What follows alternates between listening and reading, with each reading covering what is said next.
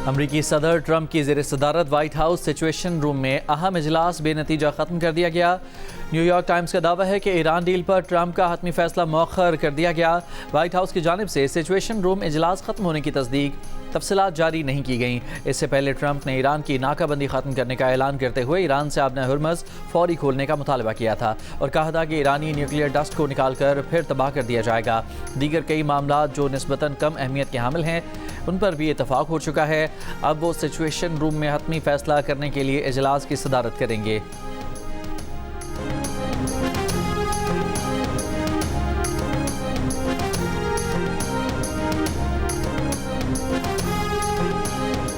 ईरानी वज़ारत ख़ारजा के तर्जुमान इस्माइल बक़ाई का कहना है कि अब तक अमरीका से किसी किस्म का कोई मुआहदा नहीं हुआ। ईरान के जौहरी प्रोग्राम पर कोई मुज़ाकरात नहीं कर रहे। हमारी तवज्जो जंग के ख़ात्मे पर है। आबना हुर्मुज़ के इंतज़ाम का फ़ैसला ईरान और ओमान करेंगे। इब्राहिमी मुआहदे पर बहुत सी अफवाहें गर्दिश कर रही हैं। पाकिस्तान का मौक़िफ़ बिल्कुल वाज़ेह है। जब तक 1967 से पहले की सरहदों और अल-कुद्स अल-शरीफ के दारुल हुकूमत के साथ फ़लस्तीन को तस्लीम नहीं किया जाता, तब तक पाकिस्तान के मौक़िफ़ में कोई लचक नहीं आएगी। नायब वज़ीर आज़म इसहाक़ डार का दो टोक ऐलान। वाशिंगटन में सहाफ़ियों से गुफ्तगू में कहा कि पाकिस्तान अमन का मेमार है। 47 साल बाद अमरीका और ईरान को मुज़ाकरात की मेज़ पर आमने सामने बिठाया, बराह रास्त मुज़ाकरात कराए। वज़ीर आज़म और फील्ड मार्शल की क़यादत में पाकिस्तान को आलमी उफ़क़ पर नई शनाख्त मिली। पाकिस्तान को दुनिया में तनहा करने की भारतीय पॉलिसी नाकाम हो गई।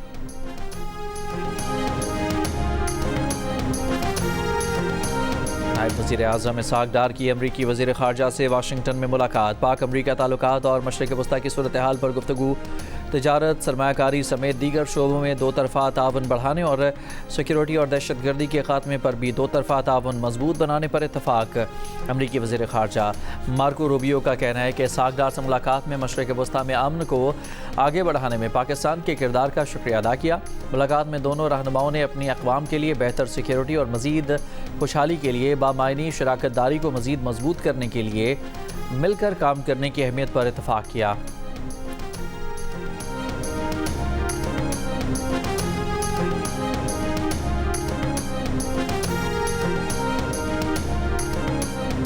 हुकूमत का आज से पेट्रोल और डीजल की कीमत में 22 रुपये कमी का ऐलान। पेट्रोल की फ़ी लीटर कीमत 381 रुपये 78 पैसे, डीजल की कीमत 380 रुपये 78 पैसे फ़ी लीटर। मिट्टी का तेल 41 रुपये 44 पैसे फ़ी लीटर सस्ता कर दिया गया। नई कीमत 272 रुपये फ़ी लीटर मुकर्रर। पेट्रोल पर लेवी की शरह कम और डीजल पर बढ़ा दी गई। ज़राए पेट्रोलियम डिवीज़न के मुताबिक पेट्रोल पर आयद लेवी में 10 रुपये 83 पैसे फ़ी लीटर कमी कर दी गई। फ़ी लीटर पेट्रोल पर लेवी 102 रुपये 17 पैसे से कम करके 91 रुपये 34 पैसे कर दी गई।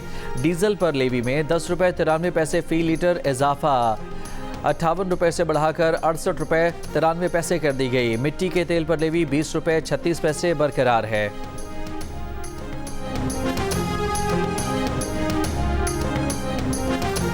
मुल्क भर में 74,70,000 जानवर कुर्बान किए गए। टेनरीज एसोसिएशन के मुताबिक गुज़श्ता साल 69,77,565 जानवर कुर्बान किए गए थे। इस साल 27,50,000 गायें और बैल कुर्बान किए गए। 42 लाख बकरे, 5 लाख भेड़ें, 25,000 ऊँट कुर्बान किए गए।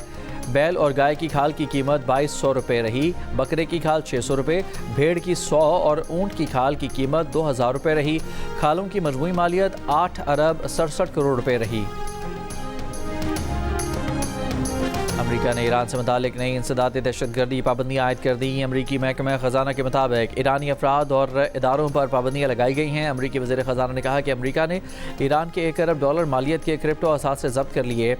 अमरीकी वज़ीर ख़जाना से नाकाबंदी ख़त्म करने से मुतालिक सवाल किया गया तो उन्होंने कहा कि जो कुछ भी हटाया जाएगा वो आहिस्ता आहिस्ता हटाया जाएगा। पहली बार ईरान ने जौहरी मौजू पर बात करने पर आमादगी दिखाई। ओमान ने आबना हुर्मुज़ में टैक्स ना लगाने की यकीन दहानी कराई। ईरान की मदद पर ओमान के खिलाफ पाबंदियाँ लगेंगी।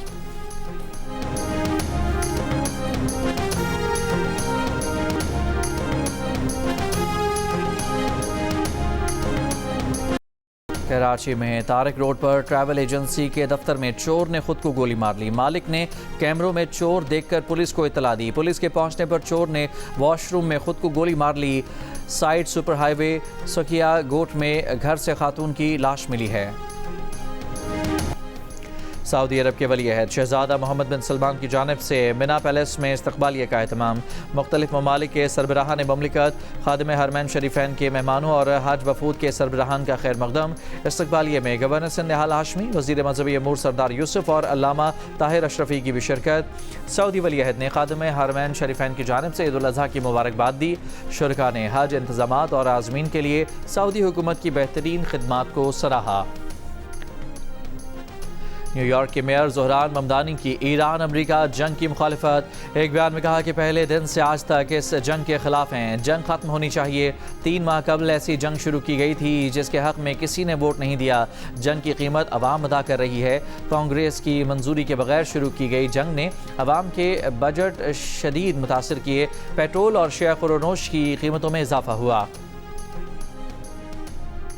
ईरानी मुज़ाकराती टीम के सरबराह बाकर कालिबाफ ने अमरीकी ज़मानतों और बातों को नाकाबिले एतबार करार दे दिया। जारी बयान में कहा कि हमें वादों और गारंटियों पर एतबार नहीं, हमारे लिए सिर्फ अमली इक़दामात ही असल मयार हैं। मुखालिफ फरीक से पहले हमारी तरफ से कोई इक़दाम नहीं किया जाएगा। बाकर कालिबाफ ने मज़ीद कहा कि हम मराहत गुफ्तगू से नहीं बल्कि मिसाइलों से हासिल करते हैं। मुज़ाकरात में हम सिर्फ हकीकत से आगाह करते हैं। अक़वाम मुत्तहिदा ने इसराइली सिक्योरिटी फोर्सेस को अपनी ब्लैक लिस्ट में शामिल कर लिया। UN रिपोर्ट के मुताबिक फ़लस्तीनी कैदियों के रेप और उन पर जिनसी तशद्दुद में मुलव्वस अफराद का ताल्लुक इसराइली फ़ौज, सिक्योरिटी फोर्सेस और इसराइली जेल हुकाम से है। अक़वाम मुत्तहिदा ने यूक्रेनी कैदियों पर जिनसी तशद्दुद का ज़िम्मेदार करार देकर रूस की सिक्योरिटी फोर्सेस को भी ब्लैक लिस्ट किया है। अरब टीवी के सीनियर सहाफ़ी जॉश रशिंग ने न्यूयॉर्क में होने वाला न्यूज़ एमी अवार्ड गज़ा पर इसराइली हमलों में शहीद सहाफ़ियों के नाम कर दिया। अरब टीवी की डॉक्यूमेंट्री किड्स अंडर फायर ने 2026 न्यूज़ एमी अवार्ड्स में आउटस्टैंडिंग वॉर और वायलेंस कॉन्फ्लिक्ट कवरेज का एजाज़ हासिल किया। इस मौके पर जॉश रशिंग का कहना था कि ये तल्ख हकीकत है कि ऐसे मुल्क में नस्ल कुशी की रिपोर्टिंग पर अवार्ड ले रहे हैं जो ख़ुद इस नस्ल कुशी की हिमायत कर रहा है। उन्होंने ये अवार्ड गज़ा में 7 अक्टूबर के बाद इसराइली हमलों में शहीद अल जज़ीरा की 11 सहाफ़ियों और मजमूई तौर पर जाँ बहक 270 फ़लस्तीनी सहाफ़ियों के नाम किया।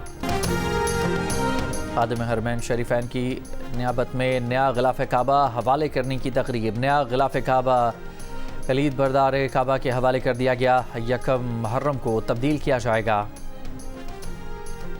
फ्रेंच ओपन में एक और अपसेट। साबिक चैंपियन नोवाक जोकोविच फ्रेंच ओपन 2026 से आउट। जोकोविच को ब्राज़ील के ज़ाओ फोंसेका ने 5 सेट के मुकाबले में शिकस्त दी। नोवाक जोकोविच इब्तदाई 2 सेट जीतने के बाद बकिया 3 सेट हार गए। ब्राज़ीली प्लेयर ने मुकाबला 4-6, 4-6, 6-3, 7-5 और 7-5 से जीता।